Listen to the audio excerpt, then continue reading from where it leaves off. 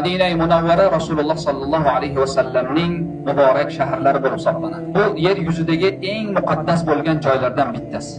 Mana shu joyga dunyo ne'matidan hammasidan voz kechib kelishlikka arzigulik bir makon. Madina-i Munawvara ota-onamizni, farzandlarimizni, mol-mulklarimizni, bizga foyda keltirayotgan tijoratlarimizni tashlab kelishlikka arzigulik bo'lgan joy. Madina-i Munawvara Alloh taoloning muhabbatini bizlarga nasib qiladigan joy. Madina-i Munawvara Rasululloh sallallohu alayhi vasallamning muhabbatini qiyomat kunida bizlarni tanishligiga, bizlarni shafaat qilishligiga sababchi bo'ladigan joy. Madina-i Munawvarada qilingan ibodat, Madina-i Munawvarada qilingan har bir duo 1000 barobar tez, 1000 barobar ko'proq bo'lib ijobat bo'ladi. Madina-i Munawvaraning bir kuni boshqa joyda o'tkazganingiz 1000 kunning barakatiga teng bo'ladi.